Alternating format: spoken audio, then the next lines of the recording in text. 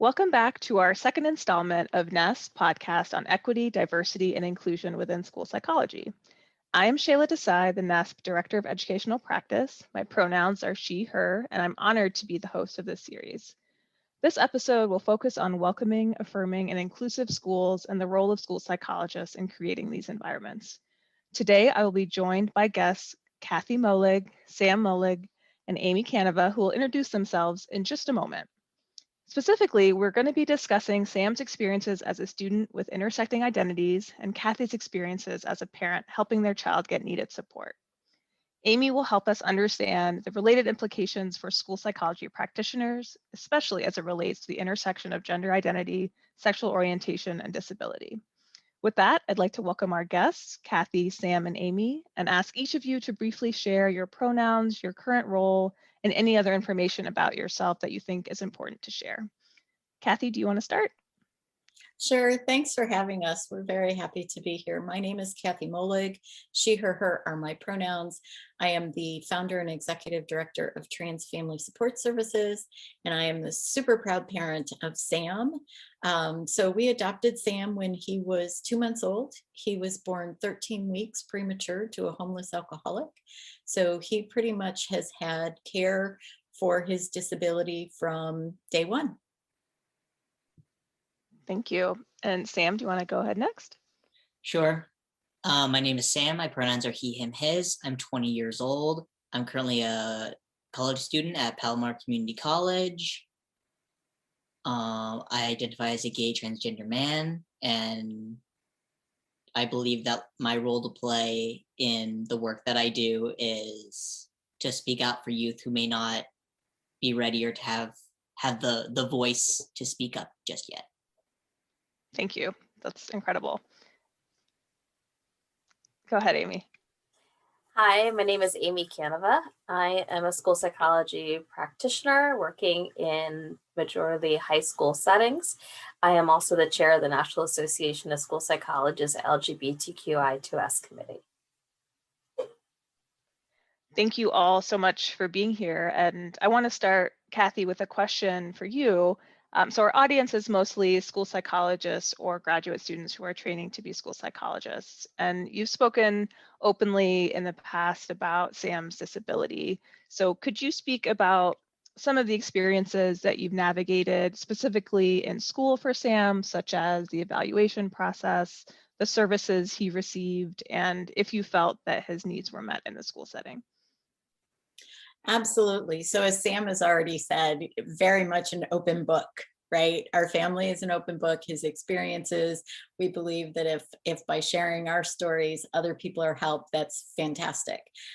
So Sam, having gotten lots of support from day one, from medical, mental health, psychologist, all of that, was great. And when we brought him home from the hospital, he was part of our regional center, Hope Infant program specifically. So we had professionals coming into the home, coaching me on how to help him best.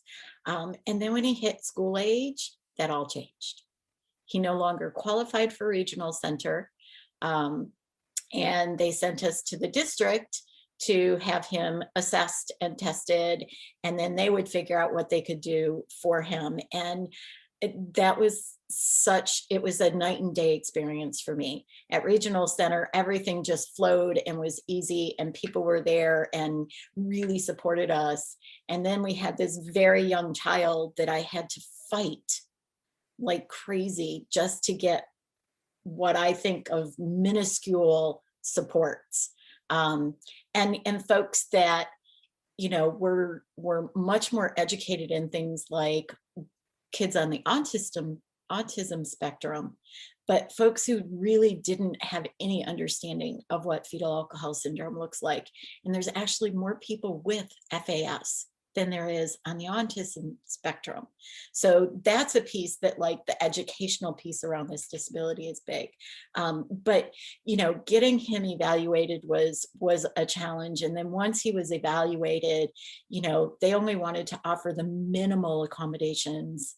and every year fighting, then the 3-year triennials that came around, and the time frame, I'll just, as a parent, I know there's lots of parents out there that will agree with this, the time frame at which, when they say, okay, the triennial is coming up, here's the date, this is when it has to be finished by, was unreasonable for someone who has a disability and might need a lot more time to accomplish those things than what they gave him, right? So I just felt like it was, once we left Regional Center, it was like we just had to fight for scraps for his entire education. Yeah, that makes sense. And that sounds really challenging. And it makes sense. I understand that you started a business called Trans Family Support Services to help parents and gender diverse persons find needed resources. Can you kind of tie your story to what led you to creating this business, and talk a little bit more about what tips you might have for other parents around advocating educationally for your child? Yeah, absolutely. So, from day one, advocating for Sam's needs became primary in my life. And when we adopted him, the doctors told us that they didn't think he would walk or talk at 2 months old. And here he is, a 20-year-old young man who's a 3rd-degree black belt, a competitive gymnast. Like, he got those things down, right? And so I knew that putting his needs front and center to make sure that we were doing what was necessary for him was going to be really important.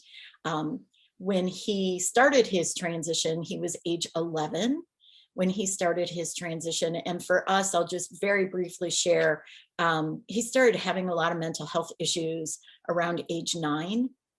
And as I was taking him to professionals and trying to figure out what was going on, he was depressed, he was anxious, he'd have hours-long crying fits, didn't want to leave the house, tried to run away, harmed himself, all kinds of things. And everyone, I would say, I think there's a gender issue here. And they'd say, no, it's just, he's confused. It's just because his brain that was damaged from the alcohol. Like, no. And this was almost a decade ago. So there was not as much education in the professional field as there is now. So it's not that I blame them. Nobody was blatantly not listening.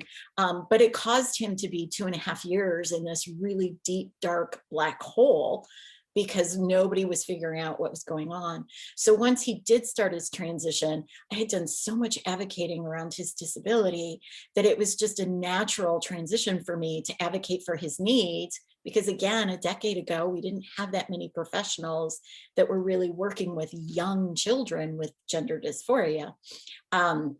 And so as I was advocating for him, other parents were coming along and finding out and saying, hey, can you help me? I need to do this for my kid. And it was actually, I was sitting in a principal's office with a family trying to advocate for this kid to get a 504 plan, who needed it because of his anxiety, because of his gender dysphoria. And I realized sitting in that principal's office that I held no power. I was just a family friend. And that's when I thought, okay, I need to have an organization. I need to have something that says this is what we do and the professionalism of it. And so that was over 6 years ago. We've worked with over 1,000 youth and their families across the country. And a big part of it is advocating for rights in schools. And, there is a high prevalence of gender identity with kids on the spectrum. And so a lot of our kids either have 504s or IEPs. And the first thing I tell parents is find an advocate on the school campus. It doesn't have to be your kid's teacher. It might be their counselor. It might be a psychologist. It might be an assistant principal, but find the person on the campus who will help you to kind of navigate the system, because I think that's just key. And hopefully that's the school psychologist. But it's not always going to be. Absolutely. And thank you for sharing all that. Sam, we're also curious to hear about your experiences of school, if you can share what you're comfortable with. Of course. Well, I was actually very, very lucky. My mother actually homeschooled me for the majority she homeschooled me through a charter school for the majority of my life.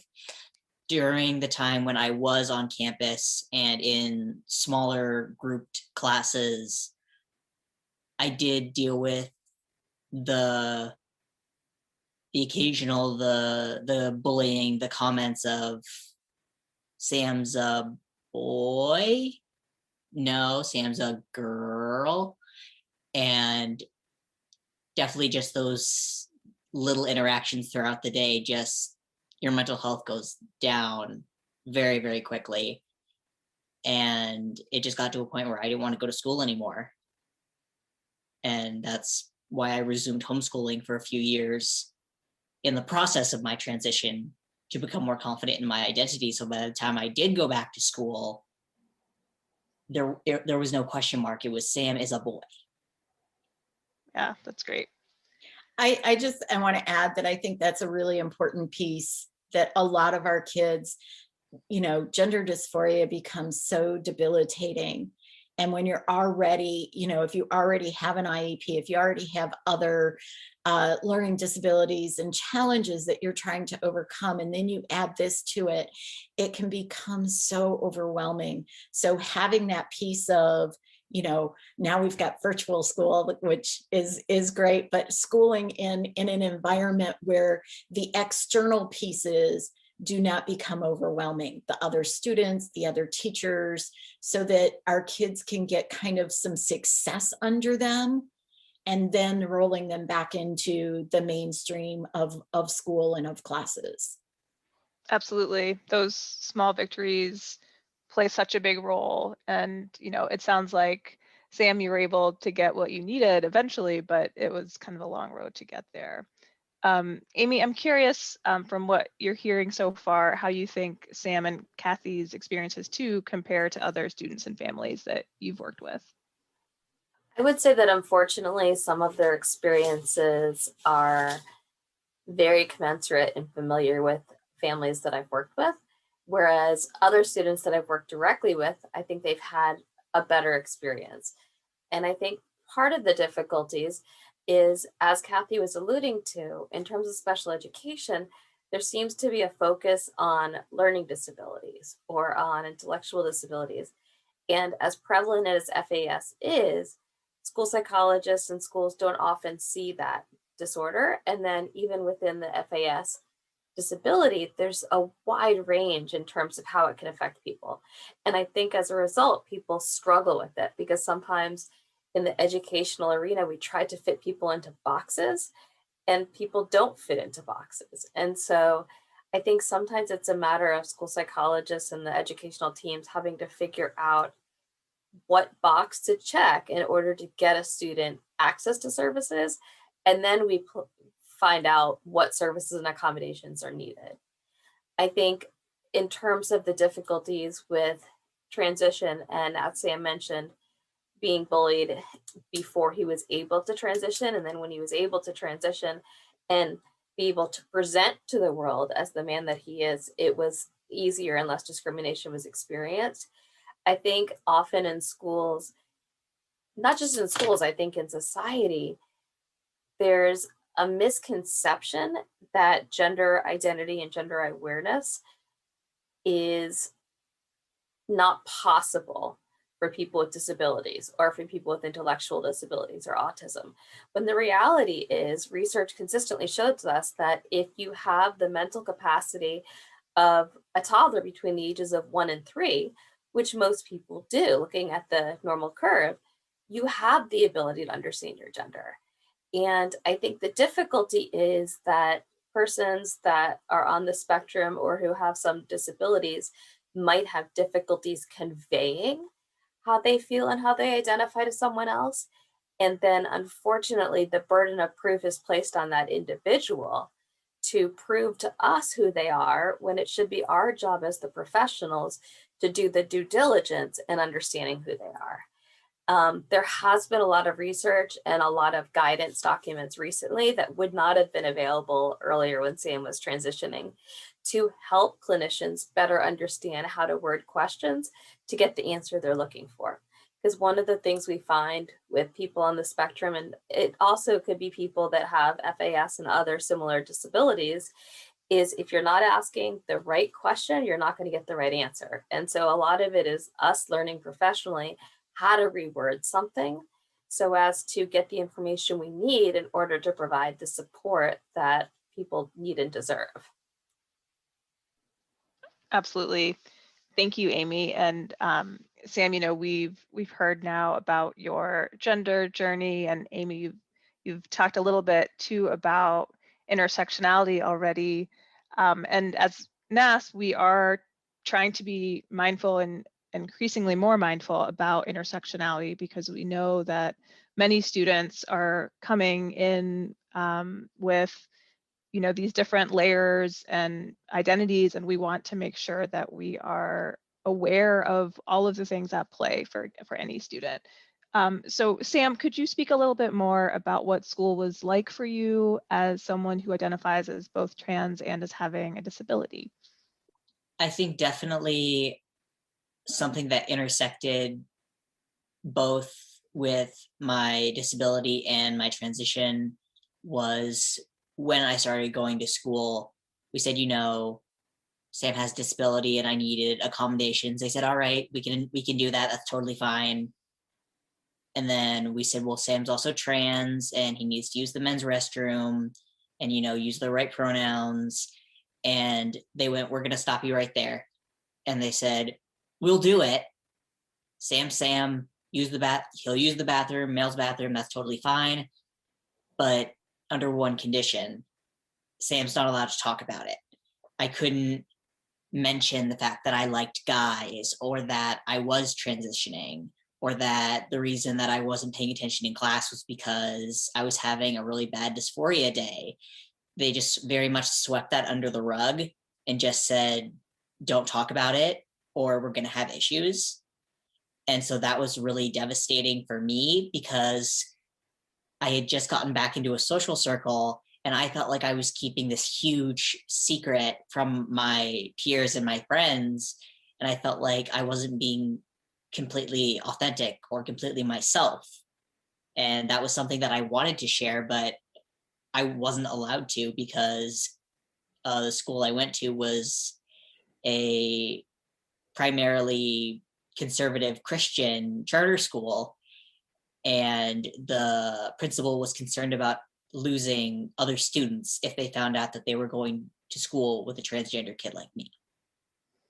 I'm so sorry. That I can only imagine that was incredibly hard to feel like you had to hide a part of who you were, and that you had to fight so hard for the services that you were allowed to have, much less the ones that it sounded like, that you were permitted to have secretly, but having to hide. That sounds awful. I wanted to ask also, it sounds like the school kind of approached these different aspects separately as opposed to in an integrated way. And so I'm curious to hear from you, for both of you, Sam and Kathy, what you might have wished would have happened differently so that things would have been a little more cohesive and more supportive. Well, for me, I think that piece around that they were two separate identities, right? Not let's look at Sam as a whole, but okay, we can accommodate this piece, but we're not going to really accommodate this piece, right? And what Sam says, is still, this happened, 9 years ago. So we have come a long way, but it's still happening today in that, administrators become very afraid of what other parents will say. Right. And so let's just not have this get out. And then I, as the administrator, won't have to deal with what other parents say. But yeah, just that piece of, Sam suffers from, manages anxiety and depression as part of FAS. And he manages anxiety and depression as a part of gender dysphoria. So you can't really separate those two anxieties or those two depressions, because you don't know what the core issue is in the moment. So you have to look at it as a holistic view of the whole person, and not the way in which they did it as separate. Absolutely. That makes a lot of sense. Sam, I'm curious on the flip side, what was most helpful to you in school? What went well and felt supportive? Probably the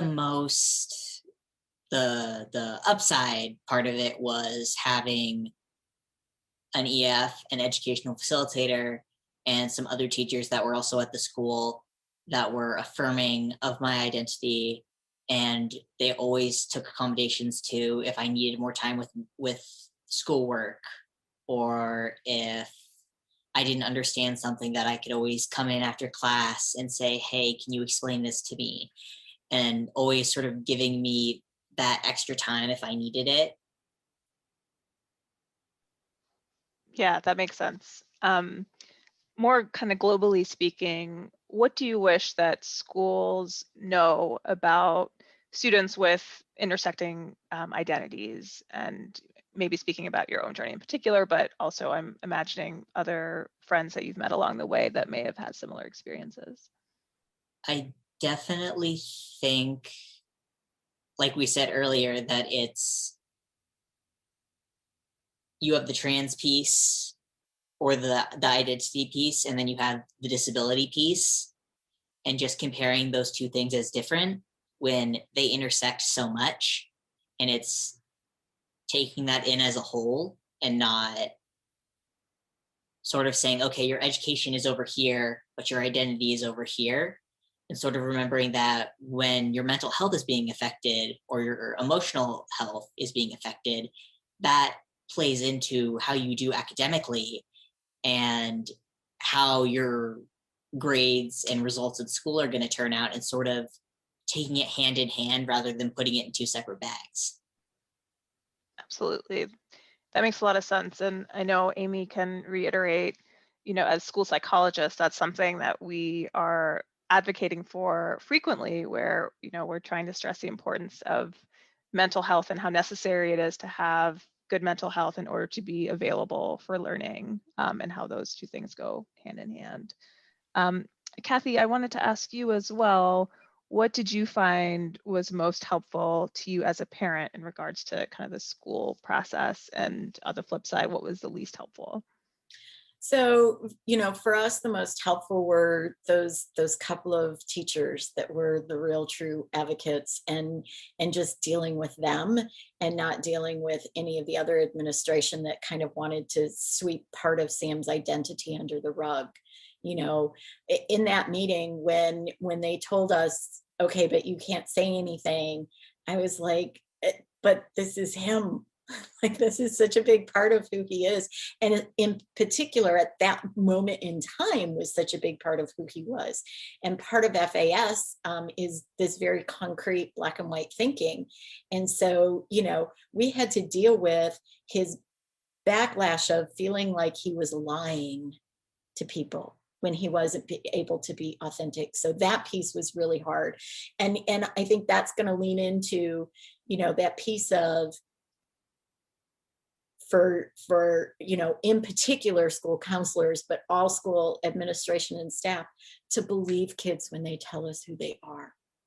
And this is what I see in my work, is that, people will chalk it up to, like Sam, oh, they're confused, or, they're just doing that because it's trendy, or it's some YouTube person, or their friend has transitioned, or whatever. And so that piece of, it doesn't cost you anything to believe this child and to use the name and pronouns they've asked. Costs nothing. And so why wouldn't we do it? Absolutely. Kathy, is there anything that you wish you would have known when Sam was younger that you might be willing to share to both parents as well as school psychologists to kind of understand the parent perspective? Well, first of all, I'd like to, I would have loved, as Amy said, for Sam to have been able to have the ability to tell us who he was at a younger age. He's known his entire life, but it took us 11 years to catch up to him, right? But I think that, for school psychologists, that biggest piece is, don't look to a parent to tell you what you should be doing or how this should be handled. I see that so many times with, admin and psychologists and teachers, like, okay, we'll do the name and pronoun thing, but we're new to this and you need to tell us what we need to be doing. Well, the parents new to it too. We're still deer in the headlights, right? We may have had the information for a week, maybe a month, maybe 2 months. And so, not leaning on that family to be the ones to tell you, regardless of whether it's about gender identity or learning disability. I had that so many times with professionals. Well, I don't know anything about FAS, so you'll have to teach me. Well, no, you're the professional. Go out and get your own education, right? I'm a parent. Let me be the parent. You be the professional. That makes a lot of sense. And that's something that we talk about often when we're starting to do this EDI work with, more emphasis is it's so important not to burden individuals to educate you and to take that ownership for yourself, to educate yourself and to know more and to be better. So Amy, I want to shift back to you to kind of put this all in context for our school psychologists. In a perfect world, what would you like to see for gender diverse students in public schools? I think in a perfect world, we would do what Kathy is saying and what Sam was wanting to say but couldn't, which is just see me and hear me and accept me as I am, rather than questioning it.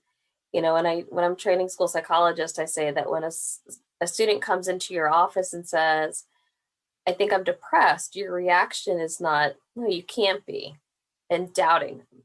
And yet when it comes to gender and sexuality, we question it, and it's nonsensical because you're questioning someone else's identity and orientation when you have no knowledge of who they are. They've lived their entire life as who they are. I think something that we have to be mindful of is the difference between access and accommodation, because frequently I see schools saying that in order for a student to use the restroom of their choice, and that in and of itself bothers me because it's like you have to choose which restroom to use rather than just allowing the person to be their person. I don't choose to use the women's restroom. I just use the women's restroom, that kind of thing. But when we insinuate that there has to be an accommodation allowing such, accommodations are provided for disabilities. And an individual's gender is not a disability. It might be a difference. And it might be something that we have to be more conscientious of, but it's not a disabling condition. And when we say that we're going to provide the accommodation of using a certain restroom or the accommodation of using a pronoun and a quote unquote preferred name, to me, that's ludicrous because there is nothing we are doing to accommodate that person. We are simply allowing that person to access needed services and supports, as well as facilities in an existing building. And so it's about access, it's not about accommodation. I think one thing that school psychologists can do is, just like Kathy mentioned, educate themselves. Don't rely on the person to educate you for them, or educate you, for yourself, because it's your job. You are the professional. Where I think that you should not use education to circumvent a student's voice. And what I mean by that is, it doesn't matter how much you've read and how much you know about a certain topic. The individual is new to you. And so don't let research overpower what that student is saying, because that student's voice is what matters. And I think, one small thing a school psychologist can do on the micro level is just listen to kids. And I think that applies to every situation, because the student's experience is the student's experience. And regardless of what climate surveys say, regardless of what statistics say about the building, it's about that individual's experience. And listening to their story, just validating and affirming and trusting what they are telling you has the ability to provide tremendous support. and then take that information and do something with it. Because one of the biggest frustrations kids and parents experience is they feel like you're giving them lip service if you are going, I see, that sounds really rough for you. And then nothing is done to address their concerns. So make a conscientious and concerted effort to do so and follow through on the things that you recognize to be things that can be done. But then also go back to that student and follow up to see if what we've done has made a difference. Because the truth of the matter is people are sometimes just guessing in terms of what they think they need in terms of support. And so if the support we're providing isn't actually support, it's not supportive, and we should try something else. And so just be available and give credit to that student's voice, because their voice matters more than ours. Thanks, Amy. And finally, Amy, for those school psychologists who, don't quite know where to start, but do want to educate themselves, are there any particular resources or websites that you might point to as a starting place? I would point to our website, so the NASP LGBTQ page, and we are compiling resources, and there's all sorts of support in terms of connecting you to national organizations within the gender diversity arena, as well as sexuality and orientation, and educational and mental health resources. We are also in the process of revising our transgender position statement to support gender diverse youth, and that should be published within the next year. And it includes exactly what Kathy and Sam have said about hearing the person and providing access and validation to their voice. And I think that's extremely important. Thank you. So this has been incredibly helpful, and I have to say it's really nice to hear directly from a student and parent. So thank you, Kathy and Sam, for sharing your experiences and being so open with us. I am so appreciative of everyone participating on this episode, and to everyone listening, we also appreciate that you've taken an interest in these critical issues. We are looking forward to the rest of the series and hope you'll tune in for the next episode, where we will be focusing more on the graduate school experience. For more information on EDI topics and social justice, please check out the NAS website. Thank you again, Sam, Kathy, and Amy.